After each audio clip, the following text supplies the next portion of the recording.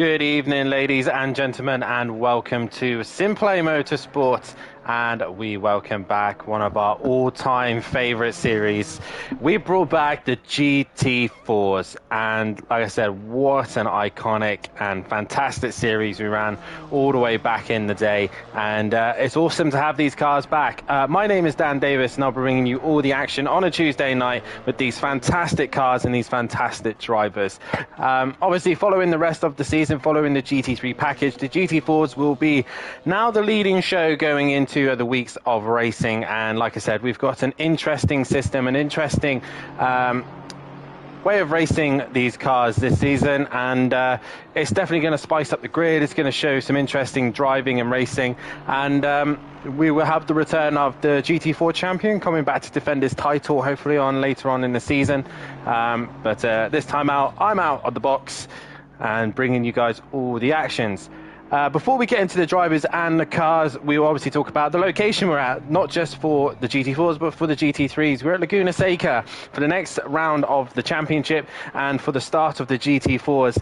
And what an iconic and brilliant circuit. We've been to two of the American circuits already this season, and here is number 3. But first for the GT4s, and obviously this hosts one of the most famous corners in racing, which is the corkscrew. Currently on board with Diz at the minute, who's heading up towards the corkscrew at the minute, and probably the most famous corner in the world. And I said it's an iconic circuit, and I do have some facts about the corkscrew. I think it says the racetrack is 2.2 miles long with a 180-foot elevation change, and between turns 11 are highlighted in the circuit, signature to the downhill pulling of the corkscrew from turn 8 to turn A. And like I said, it's a very challenging circuit here. It built back in 1957, cost them 1.5 million raised locally from businesses and individuals from the US Army, and it's FIA grade 2. And the most iconic things that do come here are the IndyCar series, the Le Mans American series come here as well, and many other events as well. But Laguna Seca is sponsored by Mazda. I believe now Mazda has the rights to the circuit. And it's definitely a challenging circuit, not just for GT3s, but even for these GT4s. Just the look at the corkscrew there on your screen, massive elevation changes. And it's definitely going to be a lot of work for the boys here tonight. Let's have a run through of the drivers that are here tonight, and we'll start from top to bottom. And obviously, championship winning car last time was the BMW M4 in the hands of Fury CBK, aka Joe. And Joe will be making a return back to the GT4s. He's not here with us tonight, but he will be here for the next round at the Hungaroring, and he will be returning back in his M4. Sadly, no Chevys this season, but we've got a lot more Aston Martins and Porsches this season. So we'll start from the top. The man setting the pace at the minute is your homeboy here. It is Sky Schundelmeyer leading the way in the Aston Martin, choosing to go what seems to be quite the popular car this season, and he's gone for a more British look. Then we look to Jamal Clouden, the pro driver going for the pro championship. He's gone the BMW M4 as well, and he's a massive BMW fan anyway, so I think he probably enjoys driving that car. Then we got Beasley in the Aston Martin. Like I said, the Aston Martin seems to be a very popular car, well balanced, easy to drive, easy to push, and we'll see how he gets on. Your normal commentator on a Wednesday and a Thursday, Matthew Duffin, now has a full drive in the GT4s. Obviously me saying to him, allowing him to race the GT4s. He's in the Ginetta running the British car, and famously followed the British Touring Car package, and a great little race car as well. Then we got Cordoff. I'm going to go with Cardoff. I'm terrible if I'm mispronouncing that. He's gone the McLaren, I believe it's the 670S, or something like that. I don't know exactly off the top of my head what it is, but it's a McLaren. He's opted for that. Very good in a straight line, but not very good in the corners. And then you got your contender for the Pro-Am Championship, Dizzle, in the Porsche. Very different to the big brother of the 992. The Cayman is a light Easy to, I'd say easy to drive. It's a bit twitchy at times, but a good little car nonetheless. Let's see how he gets on. Can he take on the big boys in GT4? Then we got Barron. You can see my dyslexia kicking in now. Barrett. We'll go Barrett. I don't know the first names because they've not been put down, but Barrett is in the Mercedes-Benz. I believe the only Mercedes-Benz I've seen here tonight. A very good all-round balanced car, and we'll see how he gets on this evening. Then we've got Tim Ventink. I partnered with him in the endurance race at Imola, and we won the race, obviously, due to other events and server issues. We went on to win the event, but we're still under some under investigation for some penalties, and I think a few of the drivers are. So he's currently PA and looking to run the Aston Martin this season. Another Aston Martin, Senna, is in P9. He's in the part of the BSP Motorsport clan, as is Sky Schundermeyer and Tim Ventink, and we'll see how these guys get on in the Aston Martin, probably helping one another tune the car. Sam, an FBR driver, and these guys do love to run the GT4s, and they practice quite a lot with them, and they're in the Aston Martin again. Romeo was in the Porsche 992 in Pro-Am. He's in the Porsche once again here. We've got Dennis Newman, another one in the McLaren, very bright, colourful McLaren there. With Ian Gray also opting to go for the Porsche. And then we've got Holing in the Porsche as well, with Esteban Barabex running the Ginetta. And the only different car here tonight is Phil Radin has opted to go for the Alpine, a very, very good GT4 car, one to keep an eye on as well. And Darren Bell going for the BMW M4. Earlier on, Jamal Clouden and Richard Beasley were close on lap times, but it has been Sky Schundermeyer who is leading the way in practice at the minute, as I nearly lost my voice there. So that's the drivers. The concept here tonight, this is going to be fast, this is going to be furious, and it's going to be very, very quick racing. There's no pit stops involved. The drivers do not need to pit this event. And there's two sprint races. It is 20-minute races, and that is it. They'll go from lights to flag, flat out, and hard racing. For the first two rounds, there's no ballast, there's no reverse grid, there's no nothing. So this is what you got at the start of the season. Moving on to round 2 of the season, the cars will then start to go into a reverse grid order for the first race. Obviously, leading the championship will start at the back, and so on and so forth. But also, they'll be carrying ballast, aka weight, to slow them down.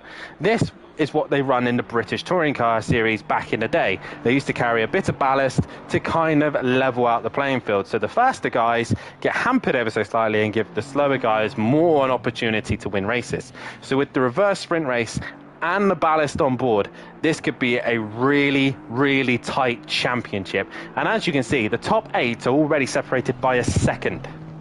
So these cars are tight, they're very fast, they're very fast packed, as in like they'll be close together and they'll be packed racing in a fast group. And I couldn't shout more about this championship. The GT4s are brilliant, and if anyone are watching and they see this and they think, wow, this is actually really good, please get yourself signed up, because these are brilliant. A few of the drivers who've not driven these before has already told us that, why have I not driven these already? They're great. Yes, they're under power. Yes, they're a little bit, basic, they're a bit simpler, but they are brilliant for racing in, and they really do help you learn as a driver and adapt your driving style. And it's going to be great to watch these cars going round. As you can see, there's a variety of manufacturers, and there's much more. There's the Maserati, there's the Chevrolet, there's also the Audi, the KTM Crossbow. I believe there is another one, I can't think off the top of my head, but there are many manufacturers and many different cars, and they're all well balanced. They all drive differently. As you can see there, the Alpine doesn't tend to like the curb, but then you got the Chevrolet that does love the curbs and just abuses them like nothing. So many cars that have different characteristics, but they're all fantastic to race, and I really do recommend anyone to give them a go. The one I would tell you to avoid is the Maserati, as the Maserati has no brake assists, and it has got no traction control. So that's one to keep an eye out for. As the guys now get themselves into the end of the practice session, we'll go into a qualifying session. Max Mulder seems to be having issues getting into the server by the looks of things. I'll see if there's any reasoning behind it. But Max Mulder just seems to be struggling to get in. We've also got Kimberly in as well. Kimberly, believing they're running a Ginetta. There they are. Hopefully we will get Max Mulder in, but that is the end of practice, and it is Sky Schondelmeyer who leads the way. And who is still out on a lap? It is Ian Gray. Dennis Newman's returned back to the pits. It is just Dennis Newman and Phil. So hopefully this should help Max get into the lobby.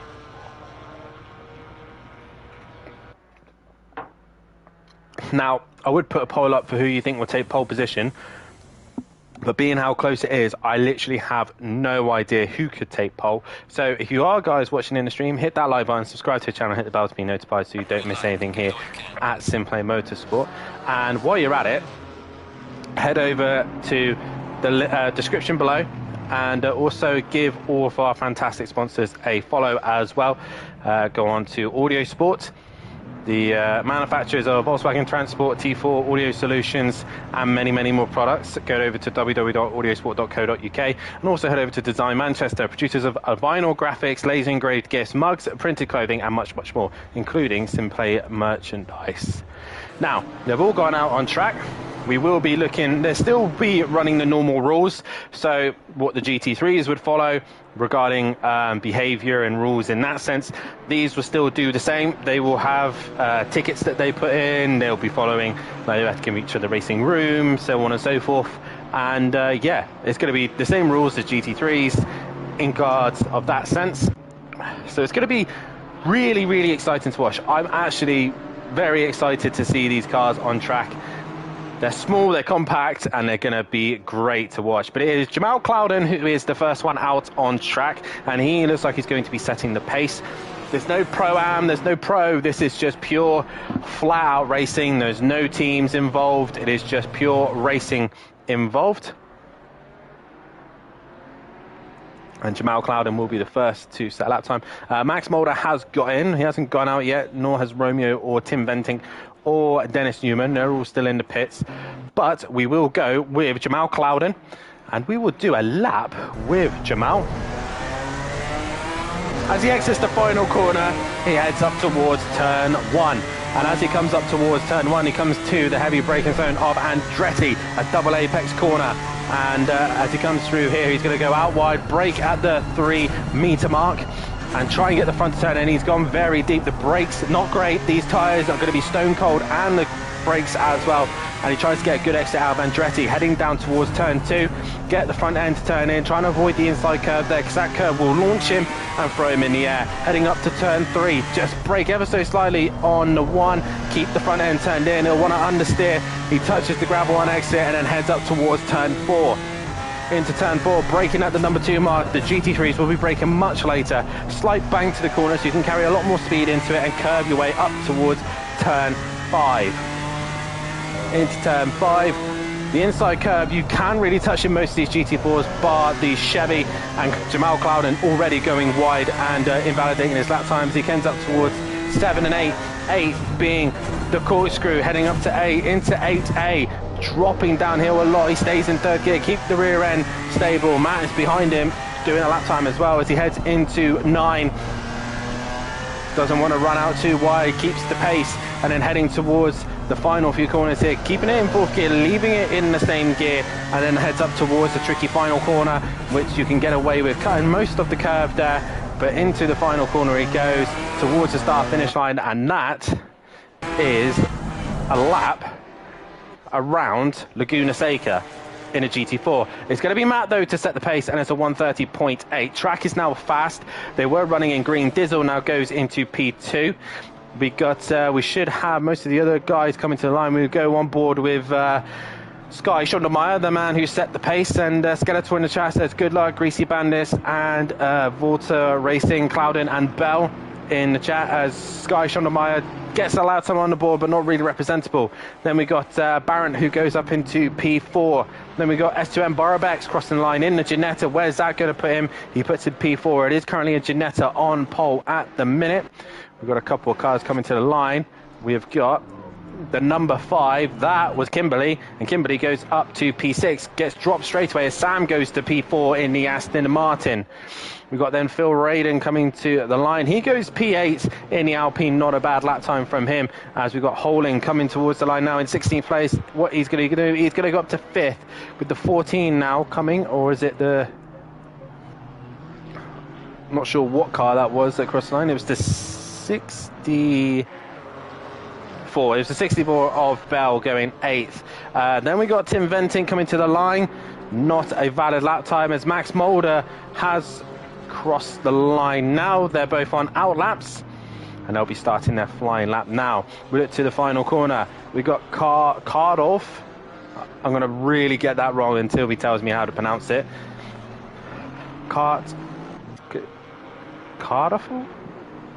Yeah.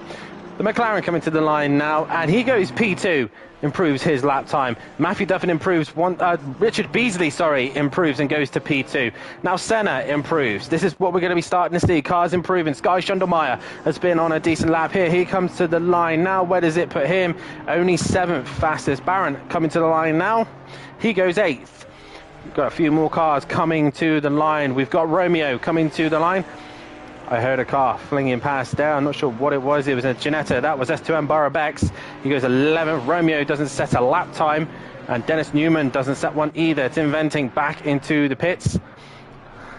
And we've got the number 3 of Holing coming into the final corner in the Porsche. What can he do here as he comes to the line now? And he moves up to 8th place already. The top 8 separated by 9/10. It is close, it is packed, and it is great to see. We've got a car joining the session, even though it is they're in the wrong car, so they're going to have to leave and get back in the correct car. We've got a couple of cars coming towards the line. That was Ian Gray, no improvement. I think he was on an invalid lap time. And we've got another improvement. That was Max Mulder. He goes up to 11th. Back to the 55. That is Matthew Duffin in the Ginetta to the line now at 30.8. Does he improve? He does not. Where is Dizzle now improves and goes only 400s faster. So this is what I'm talking about. They're getting close to one another. Richard Beasley, probably on an improved lap time, comes to the line. No, he does not improve. 24, Sky Schondermeyer. What can he do now? He goes top, fastest of them all, and the pace is getting faster and faster. Barrett goes faster. He goes up to 8th place. Who's next on a valid lap time? It's the 13, I believe. And that is Dennis Newman. Finally getting a lap time on the board. Where's he going to put him? 13th place overall. The next one on a valid lap is probably the number 3 of Holing. Yes, it is. P9 at the minute. Sky returns back to the pits, but the track will just keep ramping up faster. It's only at fast at the minute, but more cars on track, the faster it will. And Ian Gray to the final corner now as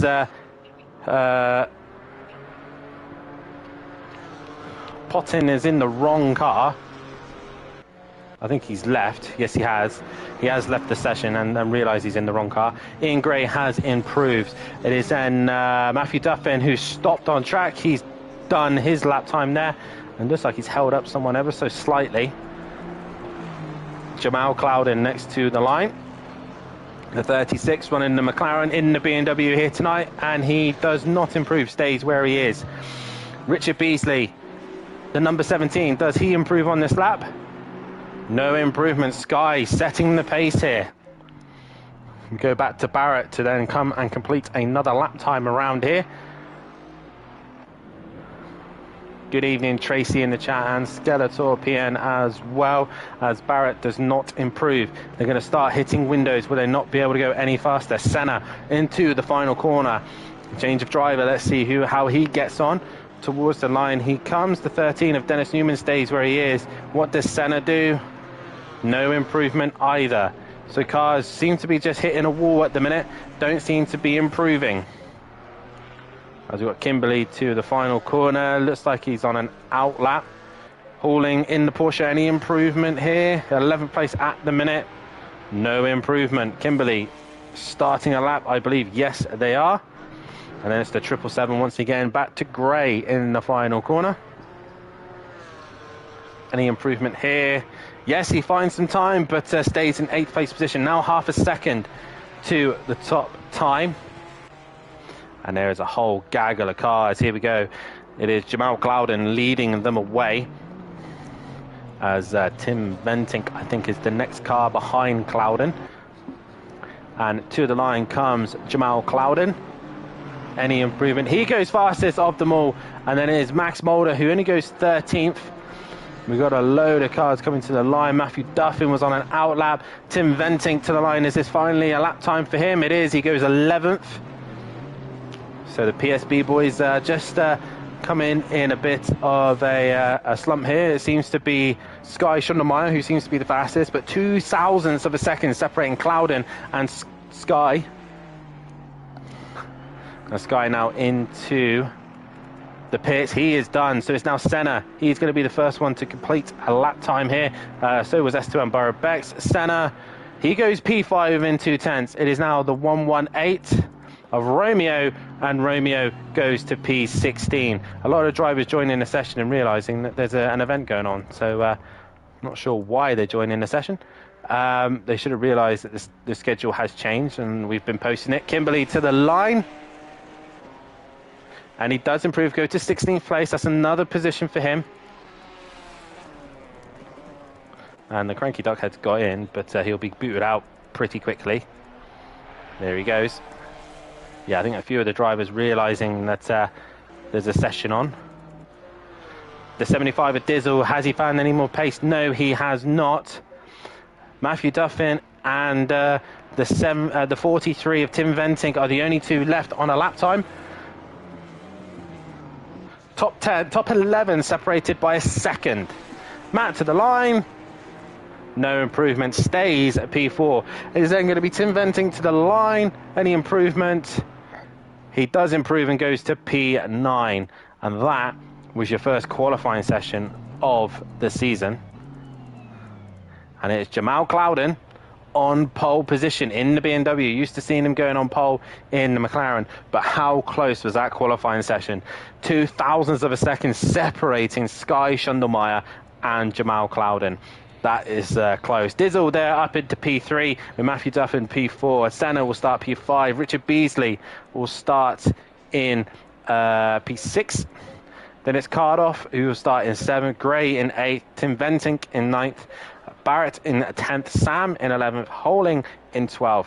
S2M Borough Bex in 13th. Max Mulder 14th. Dennis Newman 15th. Kimberly in 16th. Romeo 17th.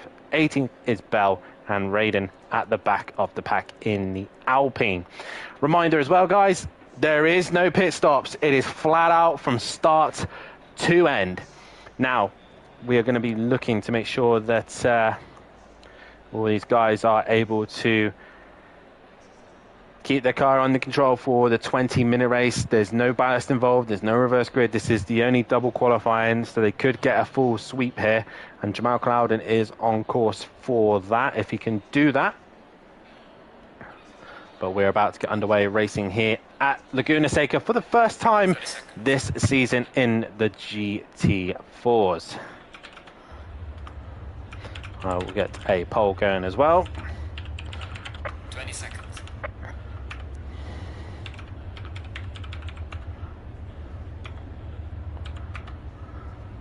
So like I said, guys, earlier on, please hit that like button, subscribe to the channel and hit the bell to be notified if you want to keep an eye on all the action here at SimPlay Motorsport and be notified for when we are live. Looks like all the drivers have made the start. And we're just waiting for the off as Clouden will lead them away.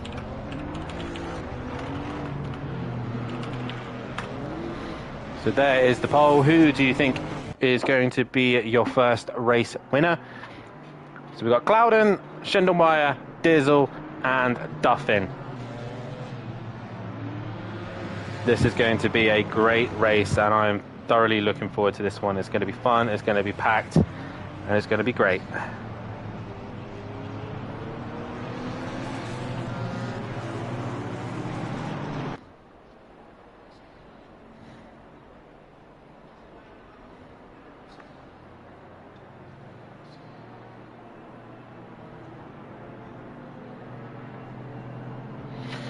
So like I said, guys, get your votes in on who you think is going to win this one. Clouden has already got one vote.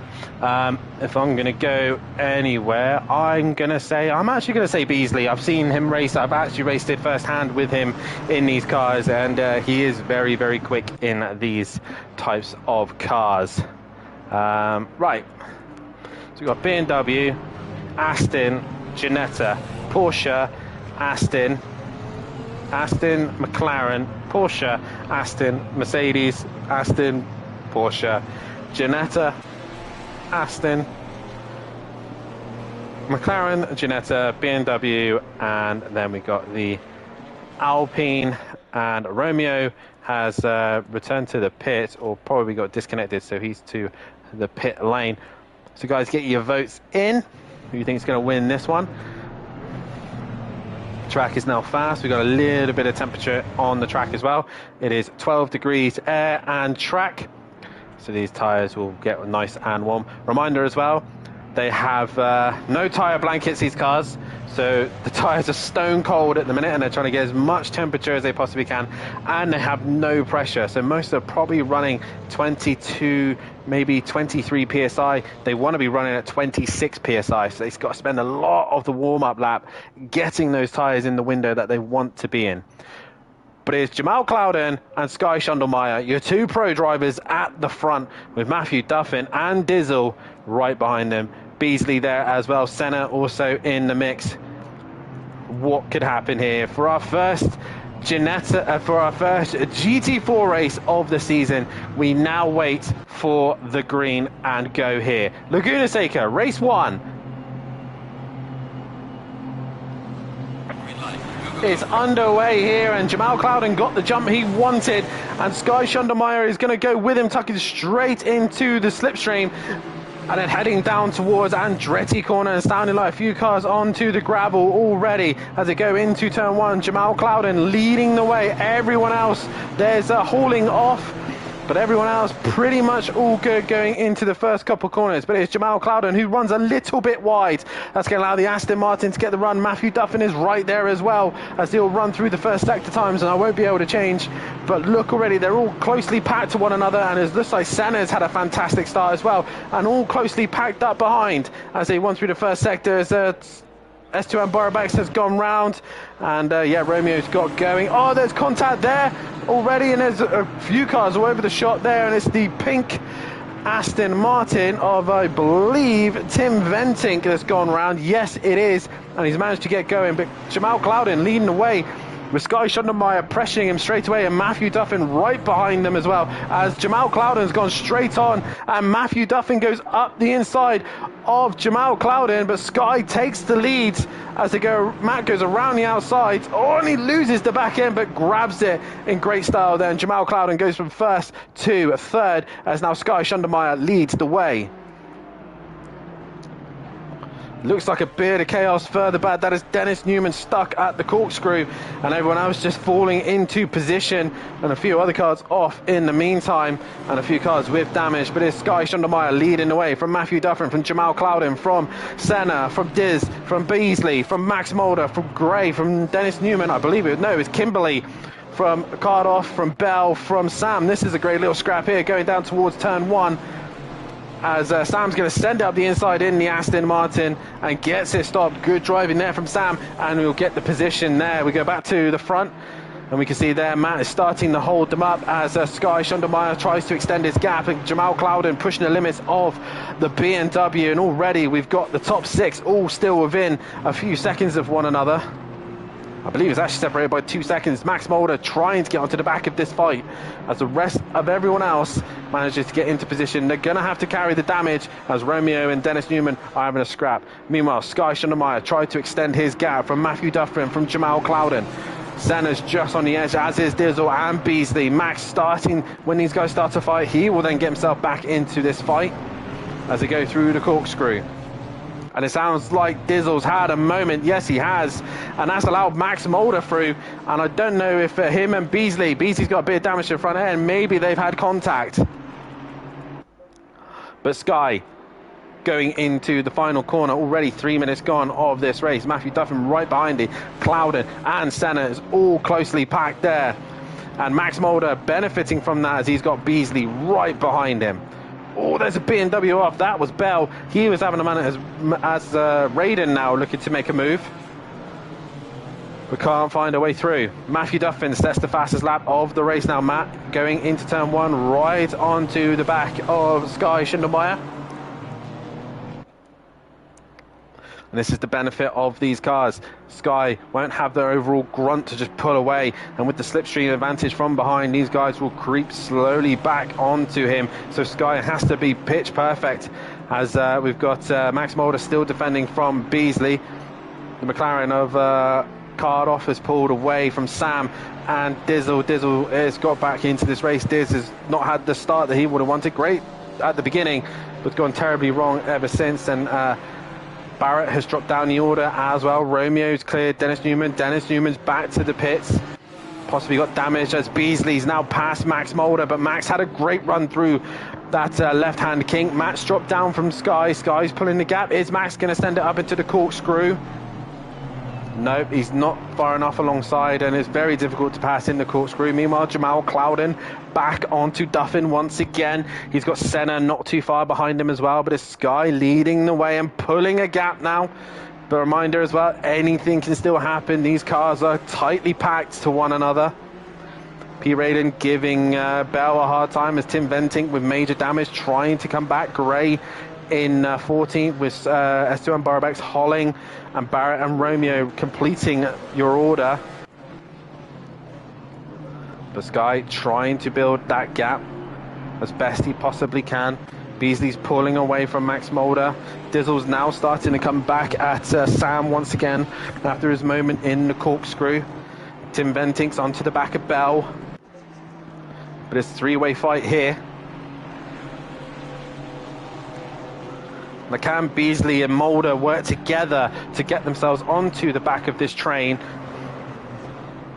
That is the question. Duffin here just seems to be holding up Clouden a little bit, but every time Clouden seems to get a little bit closer, the BMW just struggles in the traction zones. It likes to slide a lot, does the Beamer.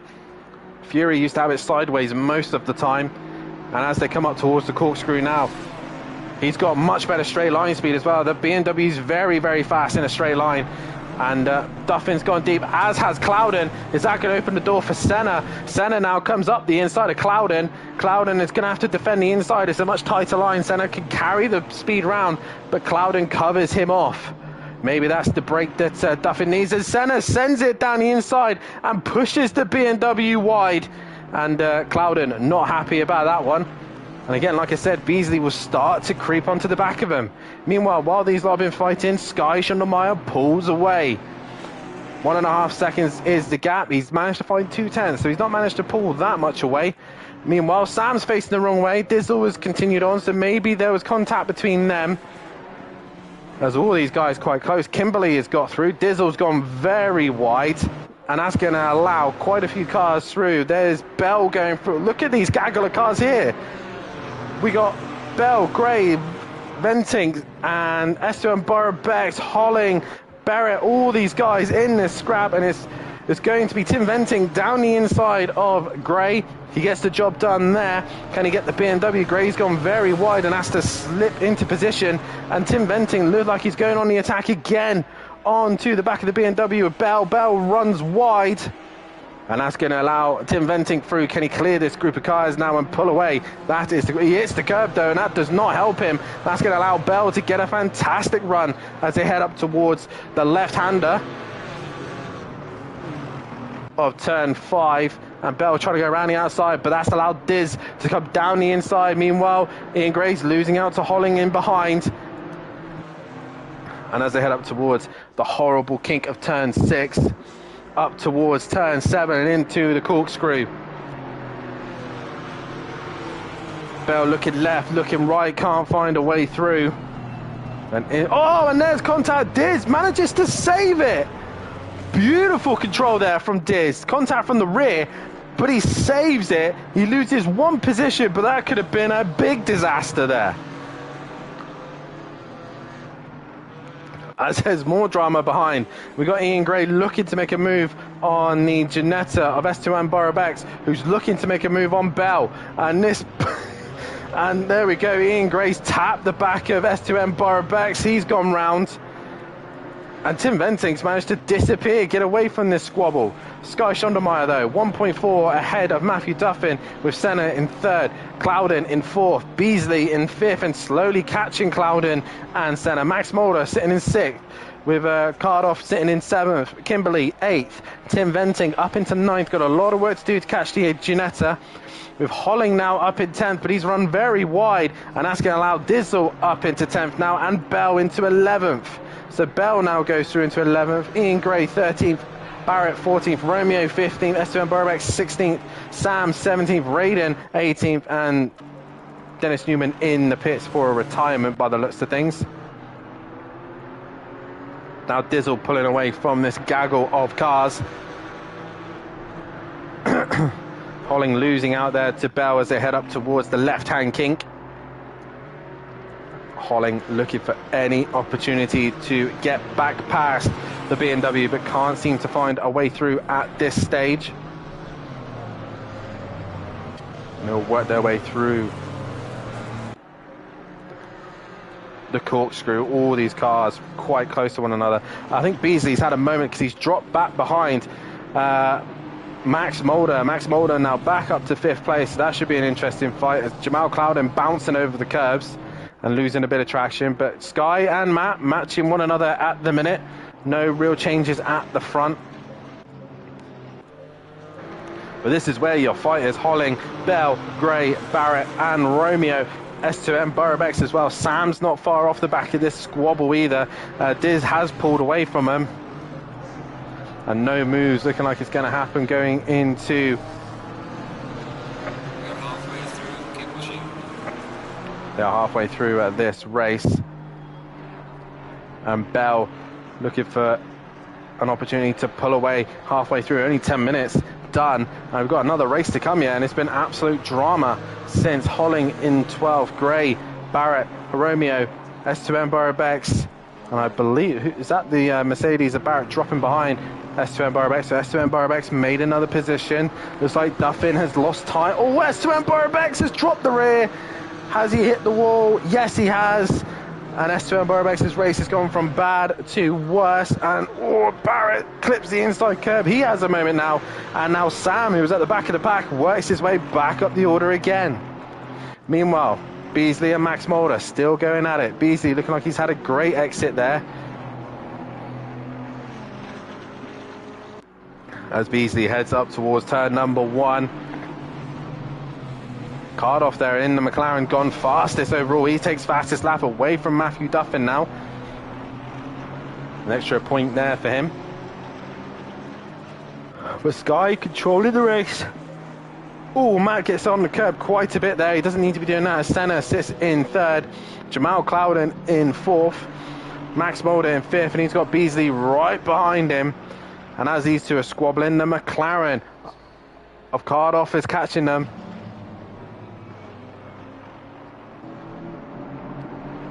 Cardoff well. I'm going to be trying with that name all week. As I believe we've lost the driver here. Not sure who. Oh, and Bell's had a moment. Oh, they're all over the shot there through that sector. Who have we lost? Not S2M Borobex. We have lost the driver. I'm not sure who. We have lost Romeo, I believe. Yeah, I believe we've lost Romeo.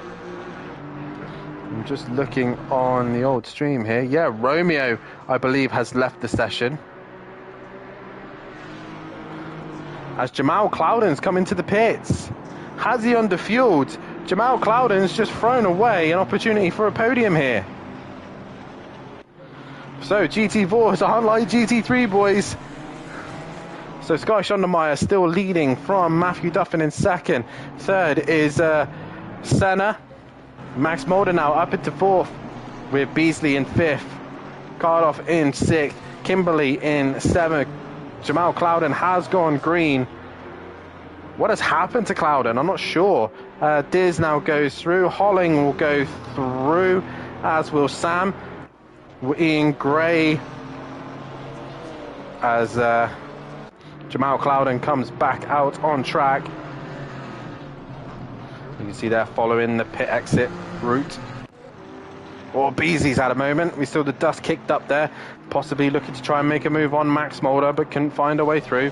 Clouden has returned just in front of Ian Gray, and Clouden's run wide. That's going to give Clouden less traction and give Gray the opportunity to slip down the inside, which he does. And Clouden, I'm not sure what happened. Was it fuel? Tyres? It shouldn't be tyres. It must have been fuel. It's got to be fuel. He must have underfueled. But other than Tim Venting, the BSP boys have done a fantastic job.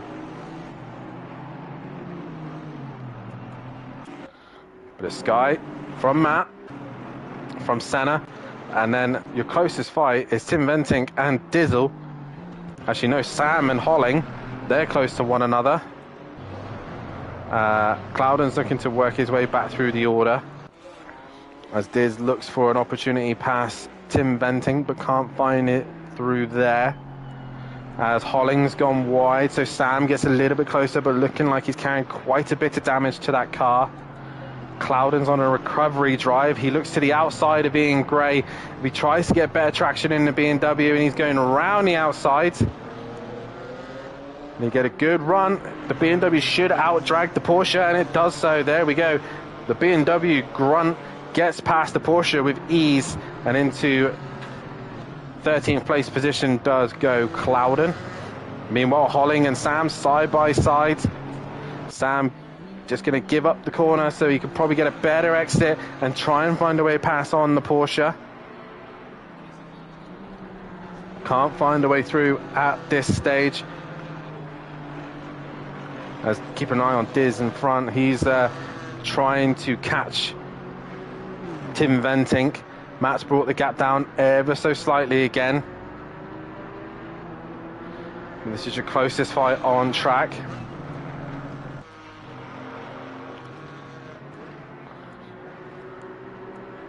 Holling doing well at the minute to hold on to that position. Up into the corkscrew we go for the 10th time here tonight.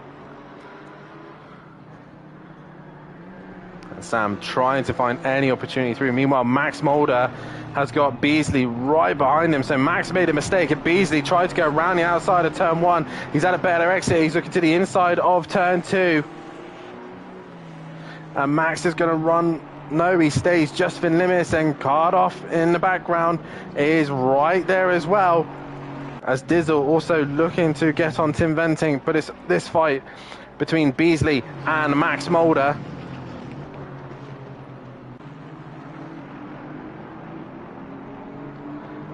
And here we go, Beasley right on the rear wing of Max Mulder, heading towards the left-hander, trying to get a good exit, get a good run. Both in the same car, both similar power, probably slightly different setups. And Beasley, is he going to send it up into the corkscrew? No, he thinks better of it. Probably the final corner is where he's going to be setting it up. But here comes the McLaren. Cardoff coming up behind. Thank you for the very kind message there from the Outlaws Motorcycle Club. Thank you very, very much. We tried to give you the best show as Beasley's gone very wide and made a mistake there. As Sky crosses the line, the gap is 3 seconds, and Matt has lost time, but he's got a comfortable gap to Senna. A reminder as well, next round when they go to the Hungaroring, if you're leading the championship, you'll be carrying maximum ballast going into the Hungaroring. So Sky, if he wins both races and comes top of the championship, he'll be carrying that weight when he goes to the Hungaroring. Meanwhile, that McLaren just seems to be struggling to stick with the guys in front. Beasley looking down the inside of Max Mulder can't. Max made a mistake. He's gone wide. The back end stepped out. Beasley's got the run. He's not really lifted either. He's got the inside to the left-hand kink, and he'll get the job done. But Max gets it back underneath. He's going to try and get better traction. He doesn't. And now Max has lost out to Beasley. Cardoff, can he do anything about it now as the two Aston Martins battle it out? They run wide. Great racing from these three. Is Max going to send it to the corkscrew? No, he thinks better of it. We won't see until they get into there. But the McLaren driver stuck behind both of these cars, has got fastest lap, and can't do anything about these two at this minute. But what great action from these three. Beautiful racing. And Beasley holds on, but he's got damage to the front end of that car. Max Mulder right behind, and there goes the McLaren deep into the corner. He'll lose traction there. The back end steps out, and he'll lose momentum to the two in front. Meanwhile, Barrett has been caught by Clouden, who's gone very deep into the corkscrew and made a slight error going into the corkscrew. And Max misses his brakes and goes very deep into turn one. And that's it. Max is able to just stay in front of the McLaren, but Beasley will pull away now. Well, he would hope so. With 1 minute left to go. I'm not sure if Sky, he looks like he's on to do this lap and another one. Any other fights as Cloudon's trying to catch Barrett. 9/10 was the gap. It is now 1.3, so he's lost time there. So as it stands at the minute, Sky Schondermeyer taking the win. Jamal Clouden took pole position. There will be another qualifying session for race 2. And I forgot to end the poll, but yeah, Sky Schondermeyer favourite to win that one. And into the corkscrew. Oh, Max has got contact. Cardoff has hit him. He waited though, and Max retains the position. Where is Kimberly? Kimberly's not really near them. None of these guys are actually anywhere near these front pack. But it's Sky Schondermeyer comes across the line. He's got a gap of 4.5 ahead of this man, Matthew Duffin, who just seems to be struggling towards the end of this race. 5.8, and Senna's caught him. Looks like the Aston Martin a little bit better on its tyres. Surviving towards the end as Beasley in 4th. Max Mulder under pressure once again from the McLaren of Cardoff, who's probably in the fastest car in a straight line. The McLaren's very good in a straight line, and he's going to go around the outside of the Aston Martin. But Max tries to hold it. He runs a little bit wide, and there's no room for the McLaren. And he can't find a way through at the minute. Senna has caught Matthew Duffin and is passing Matthew Duffin. So what has Matt done there? Matt has lost out to the Aston Martin. Is it another driver who's not put enough fuel in? Because these cars don't use a lot of fuel. They're not very fuely, these cars. And all the fights happening now as Sam is under pressure from Barrett, who's got Clouden right behind him. But it's Senna up to the top two now as the two BSP boys leading this race, and Max Mulder and Cardoff still going at it. Tim Venting still got Diz chasing him. Sam has got past Barrett. No, Barrett's trying to pass Sam, and Cloudon's now behind Barrett. But we need to go back to Sky Schondermeyer, who comes into the final corner. The return of GT4s. He was stronger than last time in the Chevy. He's moved to Britain and gone the Aston Martin. Sky Schondermeyer wins the first race at Laguna Seca. A great start for him for his championship campaign. It is then going to be the other black and pink Aston Martin of Senna crossing the line in second place position. Matthew Duffin is going to have to finish in 4th place because Beasley has got into 3rd. Duffin finishes in 4th. Max Mulder in 5th. Cardoff in 6th. Kimberly looking like he's going to finish in 7th place position. Pointing has come across the line in 18th place position. What has happened here? What on earth? Oh, Kimberly's run out of fuel. So Diz is going to cross the line in 6th. Tim Venting 8th. Sam in 9th. Barrett in 10th. Clouden in 11th. Kimberly. Oh, is he going to cross the line? just ahead of Gray, ahead of Raiden, ahead of S2M Borobex. Then it's going to be Holling, and then Bell pointing, and Dennis Newman didn't complete the race. What a dramatic end to that was. But Sky Shondameyer, your race winner from Senna, from Beasley, from Matthew Duffin. Clearly, fuel needs to be looked into, because some of these guys, I think, were running out of fuel at the end there, as these two are still racing for some particular reason. But that is that. Probably Max doing a little bit of testing while he's out there on the track. But yeah, that is your race one, and it is Sky Shondameyer, your race winner. We'll be back momentarily. We are heading to a break. These guys have a short break as well, and we'll be back for race two, another 20-minute race and another qualifying session. So don't go anywhere, and we'll see you in a few seconds.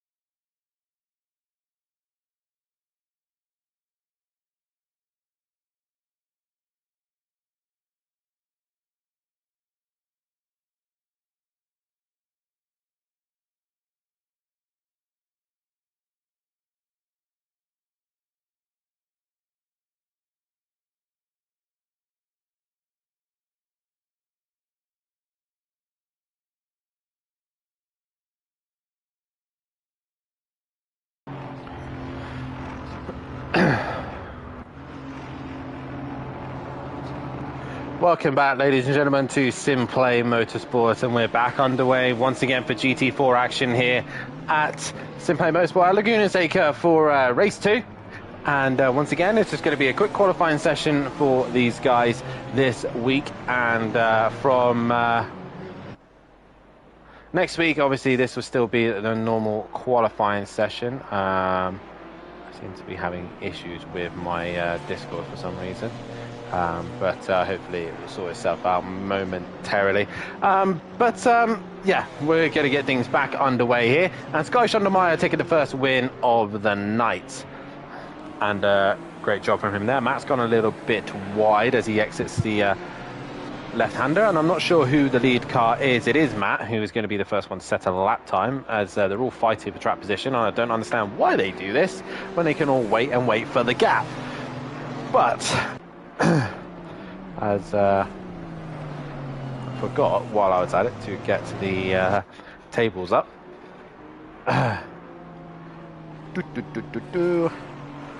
But that was fantastic race 1. I fully enjoyed that one. It was great to see from the guys, and that's the classic GT4s for you. They're brilliant to watch, and I look forward to this race. Obviously, Sky Schondermeyer leads the way from Senna, from Richard Beasley, from Matthew Duffman, from Max Mulder, from Cardoff to Dizzle, Tim Venting, Sam Barrett, Jamal Clouden, Ian Gray, Phil Raden, S2M Burrabex, Holling, Darren Bell, and still missing a few of them. Dennis Newman didn't score, nor did Romeo, as they didn't complete the race, as we're still waiting for a gaggle of other cars to make their appearance. But nonetheless, we've got a few here tonight, and already they've put on some fantastic action here.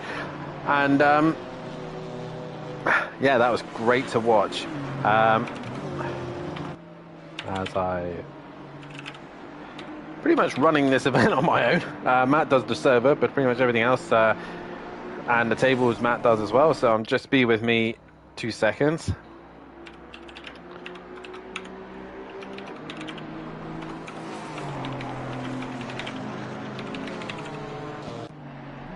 So there's a little poll there for you guys as we get qualifying underway. It is going to be Matt and Beasley all fighting for track position here for the head of the qualifying session. Just a reminder as well, guys, how this will work next week at the Hungaroring. I believe the top 8 will be splitting the ballast down by every 5 kilos. So whoever you lead in the championship, you will gain 5 kilos. But you'll gain 40 kilos as the start. So if we were to run it after this event, Sky Schondermeyer would be carrying 40 kilos, Senna would be carrying 35, so on and so forth, and it would drop down the order like that. So basically anyone below 8th place will be running no ballast. We will call it success ballast. As we then go into the next race at the Hungaroring, we'll be running a reverse grid as well on the championship standings. So Sky would have been starting at the back of the pack and then working his way to the front while carrying 40 kilos worth of ballast. It is awesome way of working the championship. We've watched it in British touring cars. If you're a British touring car fan, they are brilliant how the way the ballast works, and it equals out the drivers and the competitiveness of each car, and we've got it here. And the McLaren of Cardoff sets the pace with Beasley in 2nd, Jamal Clouden 3rd, Diz has gone 4th, Max Mulder 5th, Sam 6th, Holling in 7th, Newman in 8th, Gray 9th, and Sky Schondermeyer, your race winner, down in 10th at the minute. Most of these guys will take the first lap to get the tyres up to temperature and pressure. Reminder, these cars don't have tyre blankets. Your GT3s will have tyre blankets, and they go straight out on track with no worry about temperature. They're a nice warmer condition, so they're able to be pushed hard straight away, while these have none whatsoever. So as these guys go out, they'll be stone cold with no temperature, no nothing, as Barrett goes up into 7th place. There's a whole gaggle of cars together. I believe Duffin was a part of that, and here he is into the final corner. And Beasley now goes fastest in the Aston. Matt will go into 5th, stays in 15th, as he's not able to put a lap time on the board yet. And Senna's another one waiting for as Diz crosses the line. Will Diz improve? No. But will Senna put a lap time on? No. So I believe Tim Venting Kimberly crosses the line, no improvement. Max Mulder now goes into P2, so he's got his race underneath him now and is looking to improve his way up. As now Tim Venting comes to the line and goes 9th. So just trying to find those little bits of improvements in the car and trying to... There's very little that these guys can actually do to these cars. There's very little setups and changes they do. They've barely got any wing. Most of them, for example, you can't actually change the dampers. I believe one of the cars, there's no damper adjustments allowed at all. So, you know, you're going to have to go with it. I know the Chevy runs very high. That's what I learned from it. The ride height is 120 mil off the ground, while a GT3 is about 60. So it's like double in height. That's why it's allowed to use the curves. The Maserati is another car that I've tried and tested. No traction control and no ABS at all. So I had a quick spin around in the Maserati again to give it a quick go, and you flat spot tyres so easily here. Duffin is now finally going to get lap time on the board, but Beasley crosses to the line, doesn't improve, and Cardoff goes in P3. Duffin goes into P5. Look how close the top three are already. Scottish Undermeyer on a lap, Matthew Duffin on a lap now. Jamal Clouden goes into 6th. Diz, no improvement. Anyone else coming to the line? There's a few, but not on a valid lap. It is Dennis Newman, the 13, next on a lap. What is he going to do in 12th? No improvement.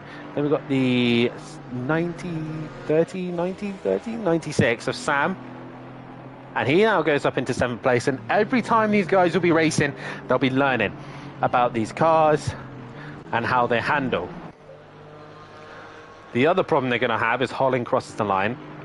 When we reset the servers to the GT3's continue testing for the week, the GT4s will still not have the ballast put on, so they'll be testing without the ballast. When it comes to race day, the practice session gets reset. We will obviously make sure the session is done correctly and everything is in place, but they will be going into the session for the first time with their weight on board. So that hour is going to be very important to people who have got ballast on board. They're going to spend a lot of the time learning and adapting as Cardoff there bails on his lap and gets out of the way as Matthew Duffin now comes out of the final corner, currently 5th overall, coming to the line and goes fastest with a 1:30.3 there. Matt now setting the pace. What can everyone else do as no one else really on a flyer at the back? As Senna goes into P9, Diz now goes up to P5. Once again, top 9 separated by 9/10. I believe Tim Venting is on a lap time. The 13, that's Dennis Newman. He goes up to 11th. Here comes Tim Venting now. He now goes up to 7th. Times are improving. 96. Sam gets within 2/10 as well. I love GT4s. I absolutely love them. They're brilliant. We haven't really done anything crazy with the settings or anything like that. And Kimberly there going sideways. We've literally just said, boys, pick a car. We'll introduce the weight and everything next week. And already they're putting on a fantastic show. But it is then Barrett, the next one on a lap time.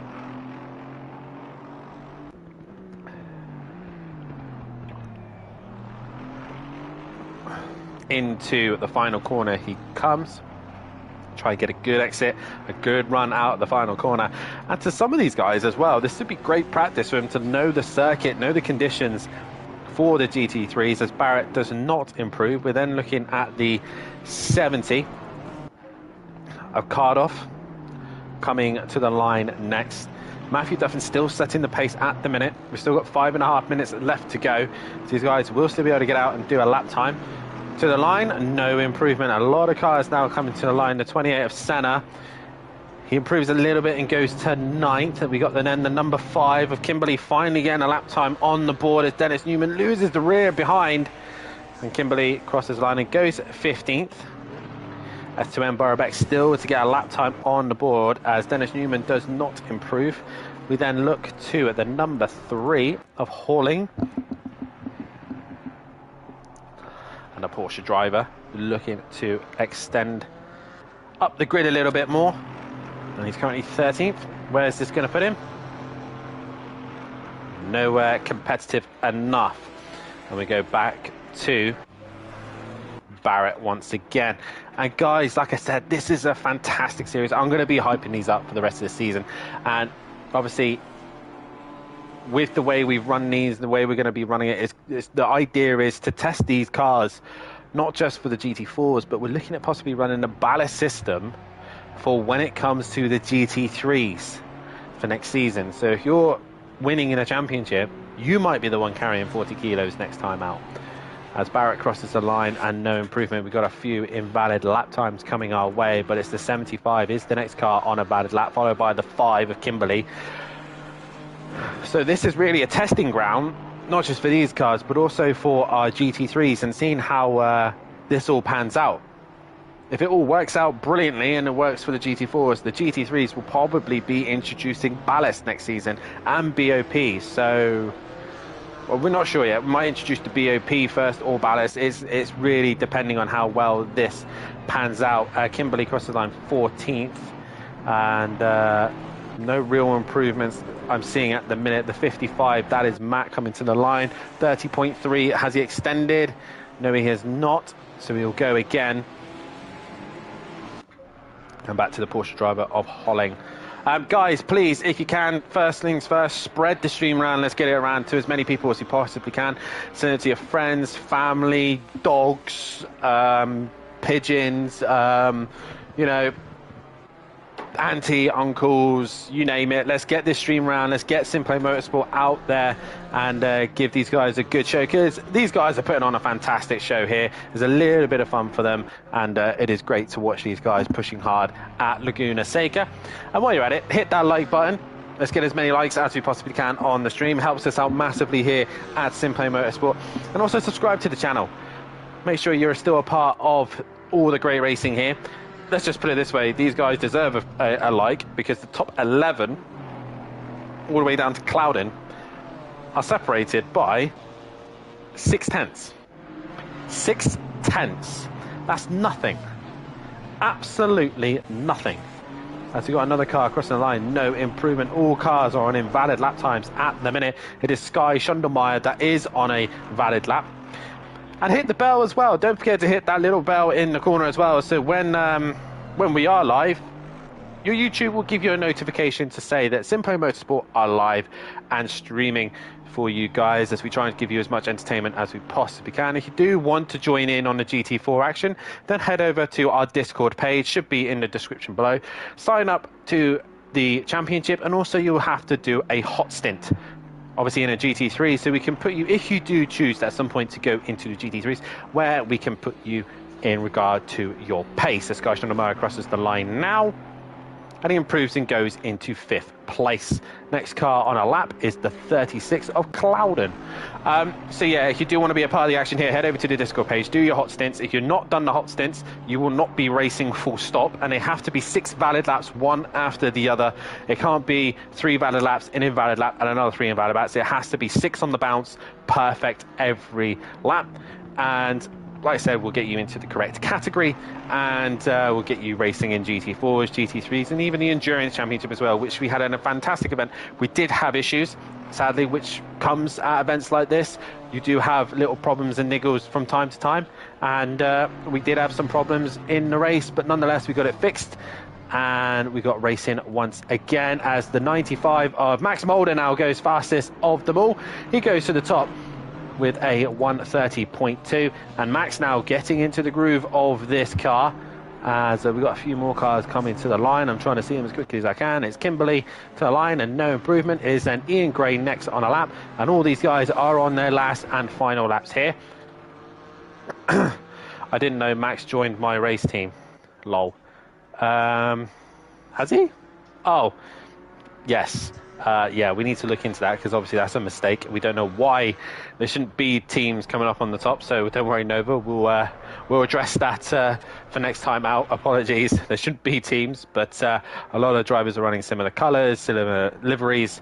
But at the minute, the top 11 separated by 8/10, less than a second, which is fantastic to see. Ian Gray out of the final corner, and that's gone. gone and into the pit lane. That was an abrupt stop. Jamal Clouden is on the lap. He was on pole position last time out. Not looking so good this time round as he comes into the final sector now. Final corner, get good traction, get a good exit. Heading towards the line now. And Jamal Clouden, where's he going to put him? Fastest overall, Jamal Clouden takes pole position. Great lap from him there, and I believe Max Mulder is still on a lap. He's more than welcome to. If he's at the top, then yeah, these two are towing each other as Max Mulder goes into second, and that was Tim Venting who got himself up into P3, P4 in the end. So a good lap time from him. Romeo's not in here, nor are the others. So it's Jamal Clouden once again taking another pole position. Couldn't even set a valid lap, says Gray. You did, but wasn't very good, let's put it that way. But a reminder as well, like I said, down to Senna, 6/10 down to 11th place. That's how great these GT4s are, and we have plenty of space and room for them. So if you do like this event, and like I said, it's only 2 20-minute races. Hopefully we should be done by, is it like, what, 9:20 now? So we should be done by 9:45. So it doesn't take too much of your time, and they don't take a lot of time setting up. They're very basic and very simple, and the rules are very simple as well. So it's also great to just learn and race in small competitive little cars. And as I've said in the past, I've got quite a bit of experience in these cars, and if anyone's struggling or need any assistance and want some tips on how to drive these cars, they're more than welcome to message me in the Discord, and I will try and help them out as best as I possibly can. BMW and Ford, don't ask me, not a clue about them. They're too twitchy for me, but most of them I've given a go. But yeah, I said a variety of cars of choices. We haven't actually seen them all either, so be nice to see a little bit more variety. We're missing the Audi, the Maserati, the Chevrolet. I believe we're also missing, what else are we missing? I'm thinking of another big car that we're probably missing. I can't think off the top of my head. The KTM Crossbow, that's another one we're missing. And I think that is most of them, yeah. That's most of the cars. But we're about to get underway for the final race tonight. As I said, quick racing, short, snappy races, nothing crazy. But next week is where it all hots up. Let's see how the championship fares. This guy, Schondermeyer, was on the front row. He's now mid-pack, and it is all completely changed. Tracy in the chat saying, let's go. Ian Gray saying, couldn't even get about that time, even though he did. And Nova saying that he's more than welcome to join his team of Quadrum Apex Motorsport. I can't even read that, it's so small. But we'll get that changed and sorted for next week for sure. But like I said, guys, if you haven't done so, hit that like button, subscribe to the channel, hit the bell. And also, if you do want to be a part of the action, please head over to the Discord page and get yourself signed up. Not quite green yet. We'll be going green very shortly. If you do as well, want to head over to our TikTok page and our Instagram as well. Spread the stream around, spread our social media around. And if it isn't for you guys, we wouldn't be able to run this event. We wouldn't be able to put these racing on. We were gutted we couldn't do GT2s. We just did not get the sign-ups. I am over the moon we could do GT4s. So guys, please, when we run these events, we want to hear from you guys what you want from the channel, what you want to be doing, what you want to do racing, and we will try our very best to give exactly everything we could possibly give to you. Also as well, we are looking for people to give a bit more help towards the channel. We are growing quite rapidly, we are building quite quickly, and we do need people to help out in the Discord and in the community a little bit more if they're willing to. Obviously it's voluntary, we're not going to be paid for it. Think of it as like a club of some sort, and yeah, looking for stewards, commentators, and just overall help with running the Discord and the channel, really. Commentators are a massive want, and also so are stewarding. We obviously aim to have drivers that aren't in the race event steward each event, and obviously non-biased as well. So in this case, the GT4s are going to be stewarded by myself, and I believe possibly Peaceful Explosion as well. But obviously, we can't do everything. We do need more stewarding, and if there is people out there willing to do it and take their time out to see everyone's crashes, which is sometimes quite amusing, then please head over to the job application on the Discord, and the same with the commentating and just general help of the channel. And I just want to also say thank you to everybody who's watching. The 19 people currently watching, hit that like button. Like I said, it always helps us out here. And yeah, let's go racing for the second time for the GT4s. BMW and Aston at the front once again, but instead of Sky Schneidermeyer, it is Max Mulder and it's Jamal Clouden, front row here for the second race of Laguna Seca. What is going to happen here as we're about to go green here at Laguna Seca for the second time, and we are go here at Laguna. GT4 action back once again as we head down towards turn number 1. Jamal Clouden leads the way as we look further back. We look at Cardoff going into turn 1 as we can see Sky Schneidermeyer braking very late there in the Aston. There's a little bit of touching at the back of the pack as we all navigate turn 1, all relatively clean as we go through there, a few bouncing over the curbs, but we all managed to negotiate the first couple of corners and get through into the middle sector. We see there Sky attacking already in the background. He's got a bit of momentum behind him and looking to push his way through the order as quickly as he can. And you can see there that is Richard Beasley already having to defend from the McLaren and the Aston Martin behind him. And it's 4 wide. Diz going around the outside of 2 Aston Martins, but he can't get the job done. And it's Sam who holds on to the position ahead of Senna, ahead of Diz, and Diz drops down the order. Meanwhile, Sky Schneidermeyer has cleared Cardoff already, but it's Clouden from Max Mulder, from Matthew Duffin, from Tim Venting, from Beasley, from Schneidermeyer, Cardoff, Sam, Senna, Diz, Barrett, Kimberly. There goes Kimberly. Newman, Holling, Gray, and Raiden in 16th. Bell is in 17th, and S2M Burrow-Bex has dropped down the order as well, so possibly contact between them. But it's Clouden leading lap 1 and coming out of the final corner. He's made a mistake, he's run wide, and now it's Max Mulder down the inside and through up into the lead, and now Matthew Duffin's on the attack in the Ginetta.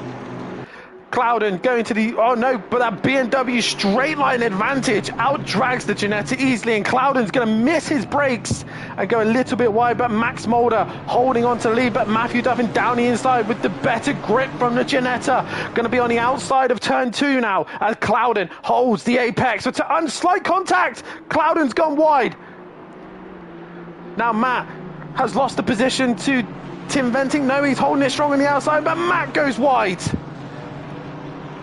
And once again, it's an Aston Martin 1, 2, and 3, but it's possibly 4 now as well, because Sky Schneidermeyer is there. And Cardoff goes in between them. And what dramatic racing here. Sam is now putting Senna under pressure. Sam's gone wide, and Sam's dropped it on his own. Has he avoided the wall? Yes, he has, but he doesn't want to come onto the track, and he doesn't do so. Brilliant stuff there from Sam, holding it off. But it is Max Mulder from Tim Venting. Tim's gone very wide. Straight line, pretty much the corkscrew, but gets it back in place as Sky Schneidermeyer has lost the position to Beasley, and Beasley's gone wide. Sky's gone wide. Now Cardoff's down the inside. Jamal Clouden's gone past Sky Schneidermeyer. Max had his own moment, and once again, the top 7, maybe 8, are all together. Now the McLaren's gone off, and now Max and Tim are basically drafting one another and heading towards turn number 1 from Tim. Beasley in 3rd. Holing was the only one who set a valid lap time, I think, and gone fastest. Nope, now Kimberly's gone fastest. So lap times improvement here and there, but Max Mulder leading the way from Tim Venting, from Beasley, from Duffin, from Cardoff, from Sky Schneidermeyer. Clouden in 7th. Diz is just off the group of this lot with Senna behind him. Barrett in 10th, then it's Holling, then it's Gray, then it's Raiden. Kimberly, Sam has dropped down after his spin with S2M Burrow-Bex with him, just behind him. Bell in 17th place position, and then Dennis Newman bringing up the rear, but it's the top gaggle of cars. Max, Tim, Beasley, Duffin, Cardoff, Schneidermeyer, and Dizzle. Clouden, sorry, going at it, but Clouden seems to have lost a little bit of pressure. I'm trying to breathe, but there's so much action, and there's Beasley sending it on Tim Venting. And now Matt goes around the outside of Tim Venting to have the inside for then the next corner. So Tim Venting goes from second, drops to fourth, possibly fifth, and Sky Schundermeyer's in the middle of all this as well, while Max Mulder disappears. Tim Venting's gone wide. Cloudon's back onto the fight, and here comes Max Mulder defending that position, and now Sky gets past the McLaren. I need a glass of water.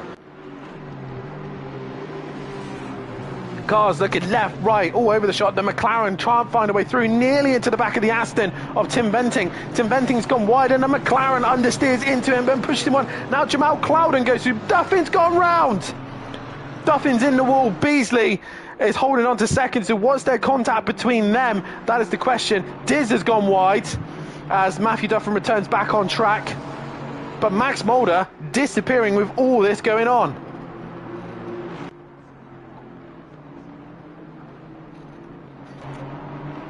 So Beasley from Sky Schundermeyer, Karloff, Cloudon, Tim Venting.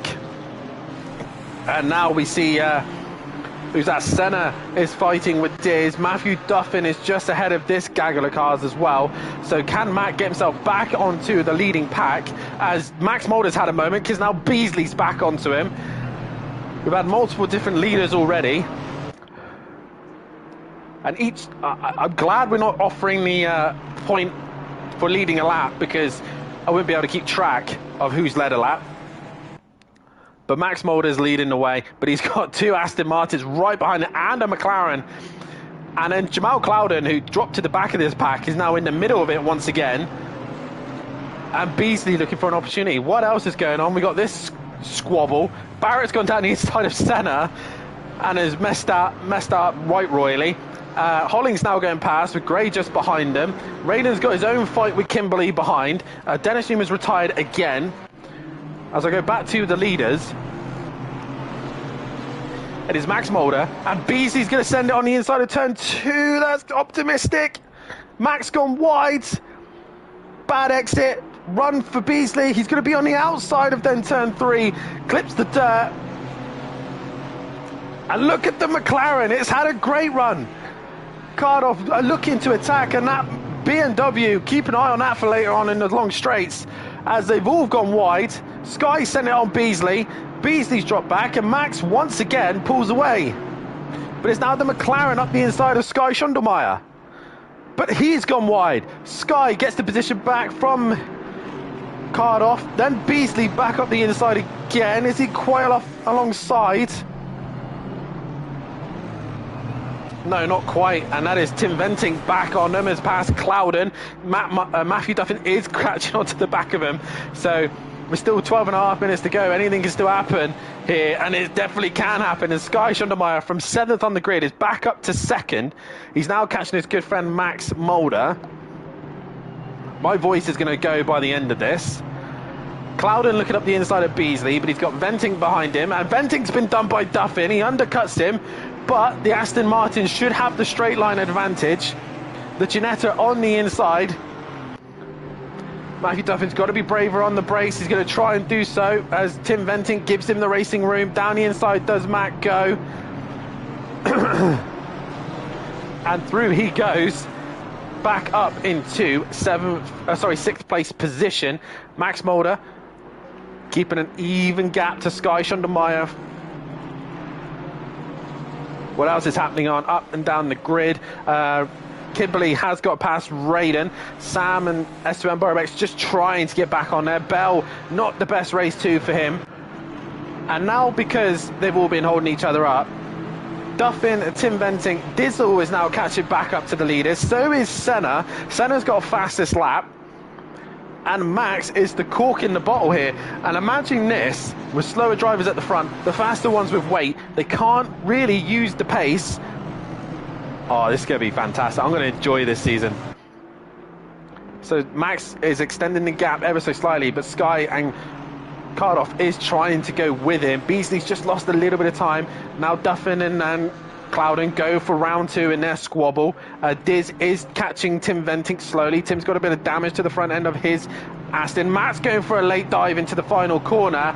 That was a bit optimistic and probably hampered his exit more than anything. But Clouden didn't have the best exit either. But you see the BMW would just pull away in the straights. So you're going to have to outsmart Clouden in a straight line there. But Max Mulder has gone a little bit deep in turn one again, but manages to bring it back as Beasley has a big slide. But Clouden's having his own moment, which Duffin goes up the in. Oh, they make contact! Bit of gravel touch there from Clouden. Understeers wide and goes into Matt, and Matt goes through. That straight line advantage in the BMW, monstrous compared to the Ginetta, and Tim Venting's gone wide. Diz will get closer, and once again, your gaggle of cars are building up again. Senna's just on the back of Diz, and it's all back to the top 9. We're only halfway through this race. Max Mulder still leading though. Sky has pulled away as Cardoff has gone off and returned to pits. That will be a retirement. Beasley's gone slow. Duffin and Clouden have gone through. Sky's had a moment through the corkscrew. Beasley has got the fastest lap now as well.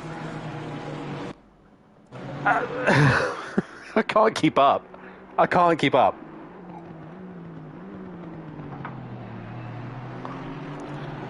And I need a moment for my throat just to catch up. I've been having a sore throat this week as well, so a quick swig of water as Max leads the way ahead of Sky, ahead of Duffin and Clouden. That's a close fight. Beasley drops down the order. Tim Venting is in 6th, Diz in 7th, 8th is Senna, 9th is Barrett, Holling in 10th. So your top 10 near enough altogether now, but Max is starting to extend the gap. He's starting to get back into a rhythm. Now all the fights have calmed down after halfway through this race. I'm so looking forward to doing some chatting to some of the drivers, hopefully. These are the other pack 2, and Cardoff has left the session. Yeah, Cardoff is gone, so that's going to be a retirement. No points scored there for him. As Sky comes up behind Max. Matt has pulled away from Clouden. Now Beasley is pushing against him, and Senna and Diz are going at it. Clouden's bounced across the corkscrew there. I don't know how I'm keeping up either, Tracy. This has been chaos, but it's been great fun to watch. Max is still leading from Sky, from Duffin, who's actually coming back at Sky now. Clouden is dropped behind Beasley, who's then got Diz back on him. Senna's there, Tim Venting's there. Barrett is in 9th, Holling in 10th. And your top 10 are pretty close together once again. Kimberly's gone into the pits with major damage to the front end of that car. We'll see if he returns back out on track. Oh, Duffin's gone very wide in turn 1. That's going to compromise, and he'll get a good exit, but he'll compromise his exit later on as Beasley is trying to... I just contradicted myself. He'll get a better exit, but contradict his overall pace around the corner.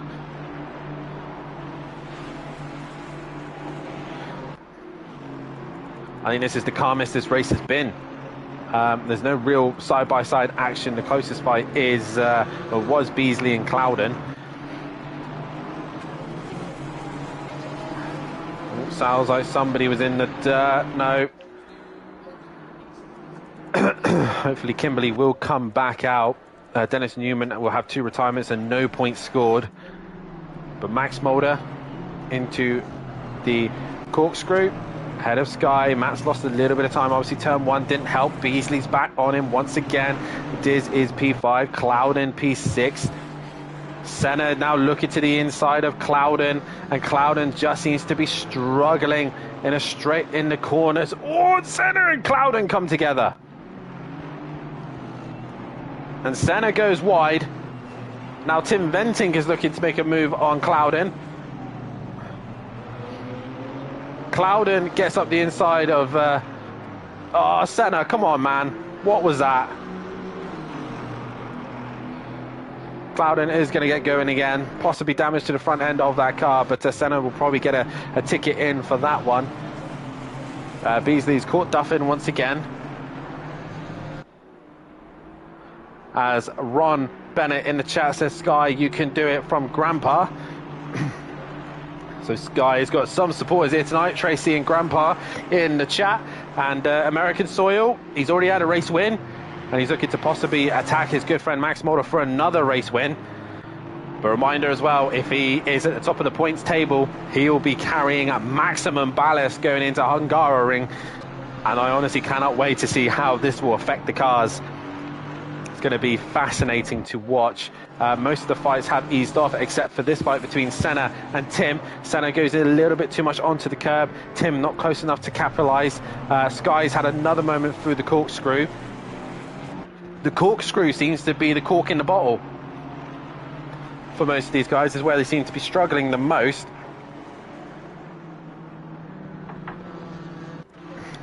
As Diz is just dropped off the pace from the leaders.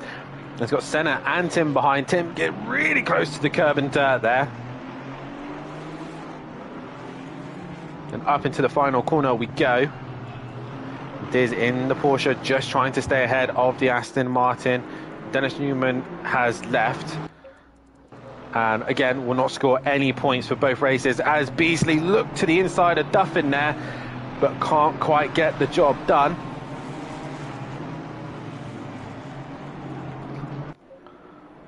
But Max Mulder still leading from Sky. Duffin under immense pressure from Beasley behind.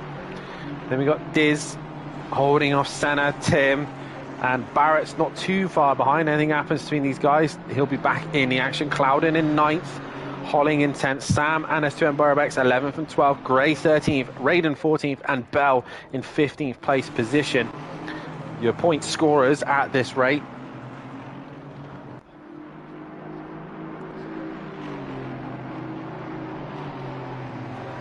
And with less than 4 minutes to go, it is still Max holding a strong lead, and Sky goes deep once again into the corkscrew. Max going even deeper, setting off sparks off the back of the Ginetta.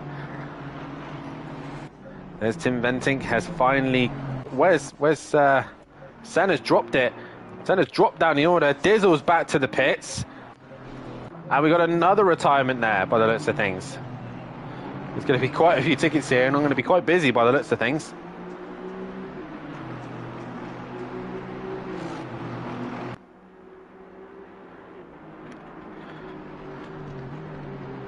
But Max Mulder still leading the way from Sky. Beasley can't find a way past. Oh man, he's touched the gravel, which is going to possibly get him very loose into the corner. Senna's coming to the pits. He's obviously got major damage. Clouden's worked his way back up because of the incidences that have been going on.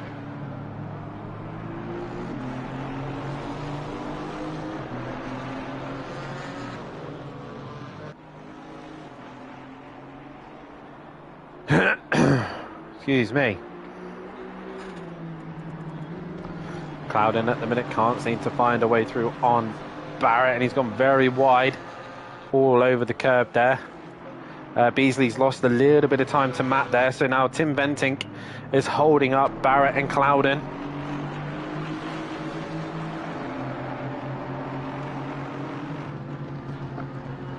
They go in. Tim's gone very wide, I think. No, he's managed to keep it together.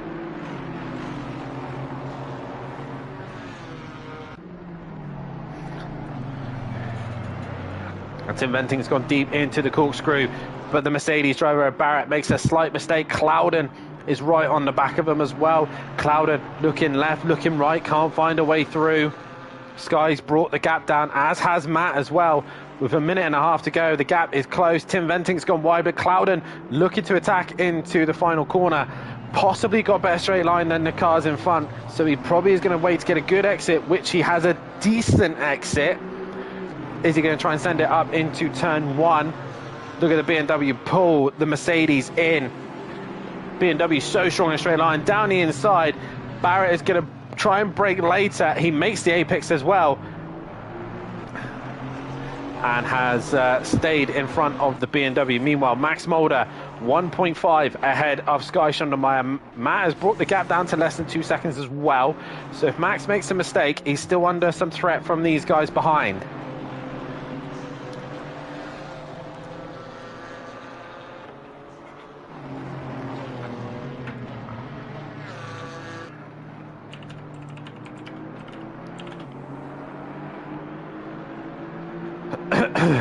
So, probably coming to the last lap here. Oh, Matt's had a moment on his own, all on his own, and has lost momentum to Sky. Oh, as Clouden tries to send it in the corkscrew, gets it horribly wrong, and gets back onto the corkscrew, and Holling is going to go down the inside and get the job done.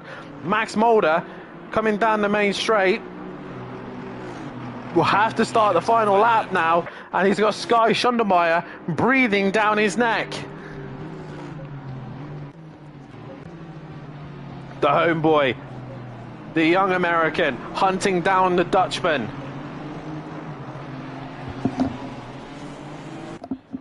On American soil, is Sky going to take 2 for 2? Is that going to help him lead towards a great week's worth of racing here? Reminder as well, Pro-Ams are tomorrow night. Myself and Matthew Duffin bringing the action for the Pro-Ams as we go back to our normal program. But these have been fantastic to watch, and it has been close racing from start to end as Clouden has got past Holling again, and Barrett's back on the attack of Tim Venting. But it is a fight for the lead of the race. These obviously go to driver stats, and Sky gets a win. Will Max Mulder hang in there? Sky, 4 tenths. They're not teammates here. They can race hard.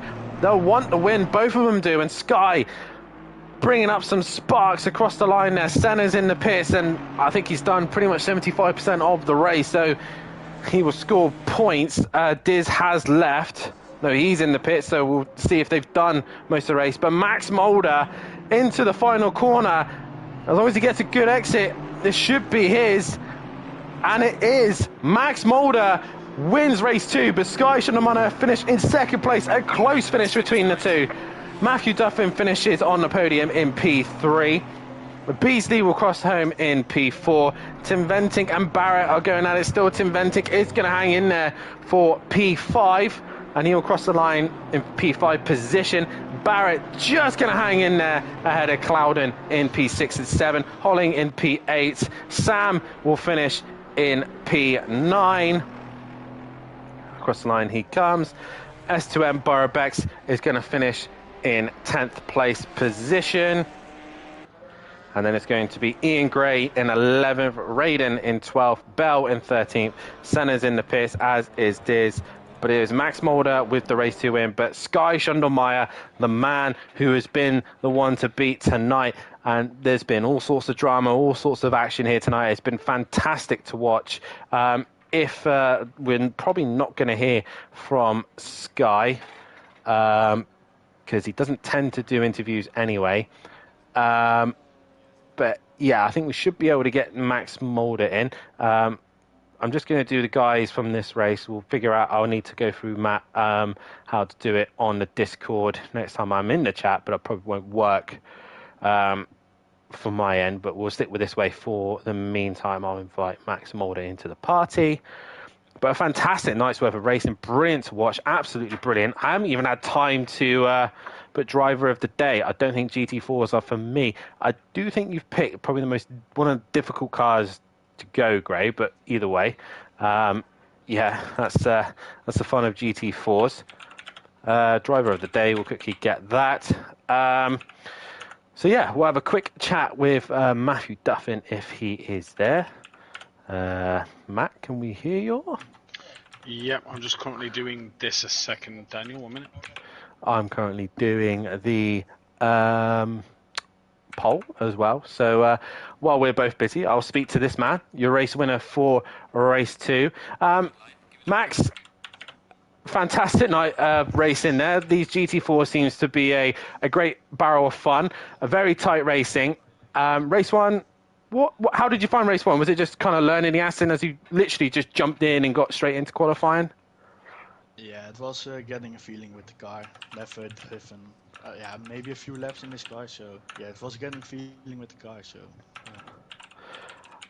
Tell me, how was that? Was that great fun? Was the GT4s as fun as you thought they were going to be, or a lot harder than you thought? What was the overall opinion on these cars? Well, I was very scary in this car because every time you brake, you think, "Oh, I'm not going to make the corner." So for me, it was very hard to nail a lap. So yeah. Obviously, that's the challenge. These cars very similar in all that aspects. A lot of the cars are very different in many ways. They're never really the easiest things to drive. Obviously, this gives you a good little warm-up heading up into the week. Obviously, Laguna is the week that we're going to be racing at. Obviously, a little bit of practice for yourself. Going into Pro-Am tomorrow night, how are you feeling in general? Have you done any testing in the McLaren, and do you genuinely like this circuit?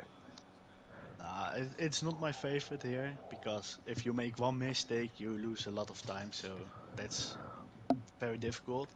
But I think I will do some laps tomorrow with McLaren and see how it goes. Well, nonetheless, mate, congratulations on the race. We're very close to Sky there at the end, and I bet you had your heart in your mouth just at the end there because he was looking very quick towards the end, wasn't he?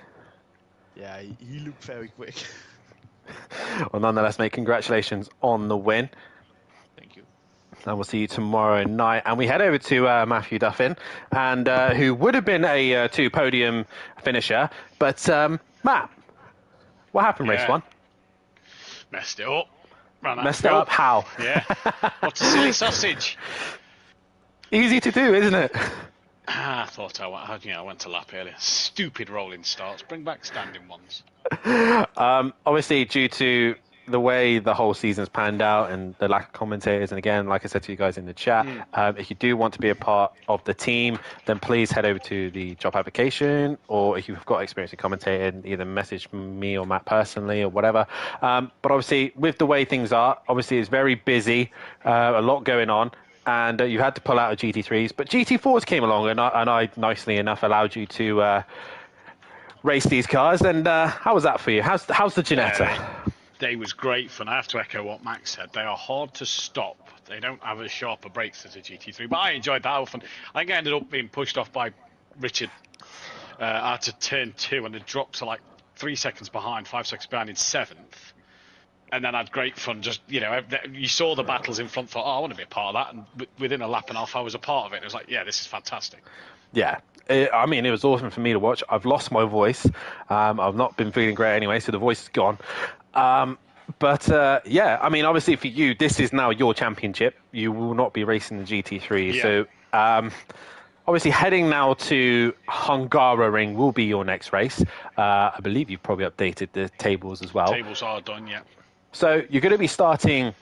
you're going to be finishing in 4th in the championship, and from what I can figure out, that's going to be 25 kilos worth of ballast you'll be carrying into Hungaroring.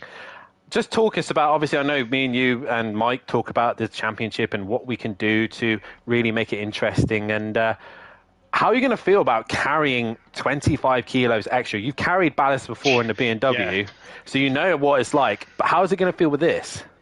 How do you think it's going to feel? I'm not quite sure how it's going to feel with this. I think it's going to feel very different, obviously, to the BMW M4. A lot less power as it is. It's going to be a strange one, obviously. And the worst thing is we can't test with the ballast. No. So for the practice lobby, it's set up mainly for the GT3s, which is obviously our predominant series. We can't then, with these drivers like Max and Tibbs and Tim, who enter in both, can't put 20 kilograms on them, because it will give them 20 kilograms in their McLaren for the practice lobby. So really we're stepping into the unknown come next Monday. We get an hour's practice and that's all we get. So unknown, going to be an interesting one to see what we can do. I think that's going to make it an interesting factor. Obviously being a touring car fan, we know the ballast system from back in the day. It's just an interesting thing I think we've got to play with. I'm looking forward to it. 25 kilos is going to be interesting. With the reverse grid as well for race 1, obviously we don't just carry it for the one race, we carry it for the entire night. So I think this, the entire week, I think it's going to be interesting. Reverse grid race 1, I think is going to be an absolute belter to watch. And I think, Dan, we spoke about GT4's season 1 on PS4 when you raced it. You probably spoke about it tonight. These are so fun. Anybody can win. They're so packed. I think with the reverse grid of ballast, they're going to be even better to watch. They are indeed, and like I said to the guys in the chat, make sure you're here on a Tuesday night because these are going to get more and more interesting each week. And also, we've got real live weather involved as well. So if the rain does come, that's another factor that these guys are going to have to learn and adjust to. But nonetheless, Matt, congratulations on third place tonight. And sadly, you didn't get driver of the day in the votes. That has gone to Sky Schundelmeyer. And I'm not surprised either. Fantastic job from himself this evening at home soil. But he will be carrying 40 kilos worth of ballast as he goes to Hungaroring. How is he going to handle racing that? And like I said, each driver will then be going down by 5 kilos. I believe it's the top 8 will be carrying that ballast. So anything can happen, and we could see brand new winners this season in cars that we never thought were possible. But it's going to be interesting and exciting. For us, though, for the rest of the week, we go back to our normal schedule. Tomorrow night will be the Pro-Ams returning in the GT3 class, and we look forward to seeing them make a return. Max Mulder in the McLaren is on a roll at the minute with Tim Ventink in the Ferrari. Both of them did fantastically well in the endurance race. Can they keep that pace up? Although both of them are carrying a penalty over their head. Whether or not they'll be done for that, we will see in the overall results, but nonetheless we see how they get on. And also Diz will be returning back in his BMW. Is going to be tight between the top 3 there. And then it's the pros returning back to Laguna as well, where myself, Clouden, returns back in his McLaren, and we got Richard Beasley and Michael Harris as well. So we'll see how all the boys get on at Laguna, a much colder Laguna than we thought. But from myself and everybody here at SimPlay Motorsport, it's been fantastic to watch, and I cannot wait for the Hungaroring. We will see you tomorrow night for the Pro-Ams. Good night.